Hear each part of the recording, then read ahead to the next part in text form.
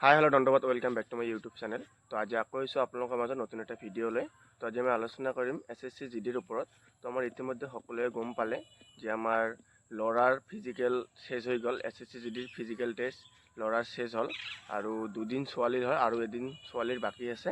তাৰপিছত সম্পূৰ্ণভাৱে physical test শেষ হৈ যাব। তো আমাৰ যোৱা 20 আগষ্টত ফিজিকেল টেষ্ট ষ্টাৰ্ট হৈছিল আৰু 9 ছেপ্টেম্বৰলৈকে ল'ৰাৰ ফিজিকেল টেষ্ট হ'ল আৰু আজি 11 ছেপ্টেম্বৰ, আজিয়ে ছোৱালীৰ হৈ গ'ল আৰু এদিন ছোৱালীৰ বাকী আছে। 12 ছেপ্টেম্বৰ ছোৱালীৰ হ'লে তাৰপিছত সম্পূৰ্ণৰূপে ফিজিকেল টেষ্ট আমাৰ শেষ হৈ যাব। তো আজি আমি আলোচনা কৰিবলৈ আহিছোঁ আমাৰ মেডিকেল কাটঅপৰ ওপৰত। তো সকলোৱে গম পালে যে ফিজিকেল শেষ হ'ল, এতিয়া নেক্সট পৰ্যায় আহি আছে আমাৰ মেডিকেল টেষ্ট। তো মেডিকেল টেষ্ট সকলোৱে দিব নোৱাৰিব, ইয়াৰ পৰা কিছুমানে দিব পাৰিব আৰু কিছুমানে নোৱাৰিব। তো কিমান নম্বৰ থাকিলে মেডিকেল টেষ্ট দিব পাৰিব তাৰ ওপৰত আজি কিছু আলোচনা কৰিম। তো আমি একদম ফুল কাট অফ লৈ আহিছোঁ মেডিকেল টেষ্টৰ, যে ইমান নম্বৰ থাকিলে 100% দিব পাৰিব মেডিকেল টেষ্ট। তো মই যিহেতু হাই কাট অফ লৈ আহোঁ, অলপ বেয়া পাই লাভ নাই, মই অলপ কাট অফটো হাইয়ে লৈ আহোঁ।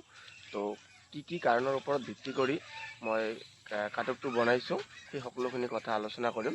তো ফাৰ্ষ্ট কথা হ'ল যে আমাৰ কিমান পাছ কৰিছে কিমান ফেইল কৰিছে সেইখিনি ওলাব পাৰিলেহে আমি কাট অফৰ কথা অলপ সঠিক ক'ব পাৰিম। তো সেইকাৰণে আমি সেইখিনি ওপৰত আলোচনা কৰিছোঁ যে আমাৰ 20 আগষ্টৰ পৰা 9 ছেপ্টেম্বৰৰ ভিতৰত আমাৰ 21 দিন ফিজিকেল টেষ্ট হ'ল আৰু তাৰ ভিতৰত 3টা ছানডে আছে। তো আমাৰ টোটাল ল'ৰাৰ ফিজিকেল টেষ্ট 18 দিন হৈছিল। তো আমি আৰু এটা কথা যে সকলোৱে ভাবি আছে যে আমাৰ এটাকে চেণ্টাৰত আমাৰ 1500কে মানুহ মাতিছে, কিন্তু এইটো নহয়, 1500 মাতা নাই। কাৰণ তুমি এইটো কথা ভাবা যে আমাৰ অল ইণ্ডিয়াত 30টা চেণ্টাৰ আছিল। তো 30টা চেণ্টাৰৰ ভিতৰত যদি এদিনত 1500কে মাতে তেনেহ'লে এদিনত এটাত 1500 হ'লে এদিনত 30টা চেণ্টাৰত 45,000 হয়। তো এনেকৈ যদি 18 দিন হৈ যায় তেনেহ'লে 9 লাখ পাৰ হৈ যায়। তো 9 লাখ কেণ্ডিডেট আছে নেকি ফিজিকেল কোৱালিফাই হোৱা, ফিজিকেল নহয় মানে শ্বৰ্ট লিষ্টত নাম অহা।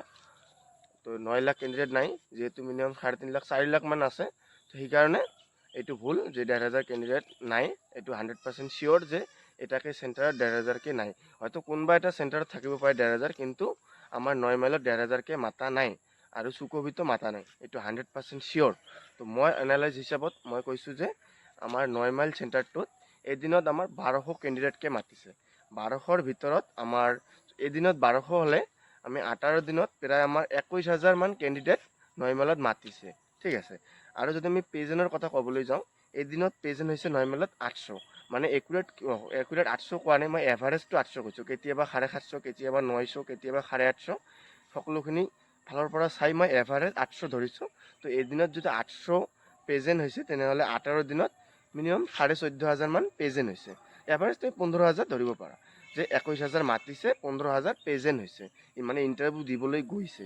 এতিয়া যদি আমি পাছ ফেইলৰ কথা ক'বলৈ যাওঁ, তো সকলোখিনি কোৱালিফাই কৰিছে, মানে হাইট ষ্টেজ ৰান ফেইল বাদ দি ডাইৰেক্ট লাষ্ট কোৱালিফাই কৰিছে। এদিনত যদি আমি কোৱালিফাই চাবলৈ যাওঁ তেনেহ'লে এভাৰেজ 550 ধৰিছোঁ, কিন্তু কেতিয়াবা 500 কৰিছে, কেতিয়াবা 600 কৰিছে, কেতিয়াবা 450, কেতিয়াবা 650। তো এনেকুৱা এভাৰেজ এটা মই ওলাইছোঁ যে এদিনত 550 মান কোৱালিফাই কৰিছে।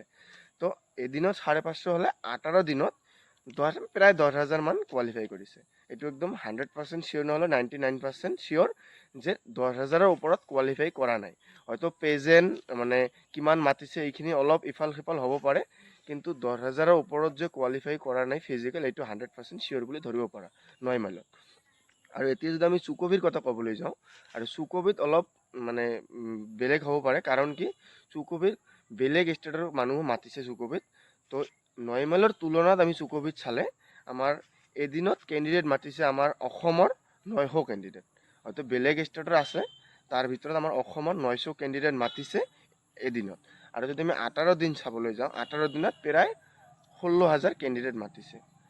তো 16 আৰু 21 37,000, আৰু আমাৰ ল'ৰাক ফিজিকেল দিবলৈ মাতিছে SSC অসমৰ পৰা 37,000।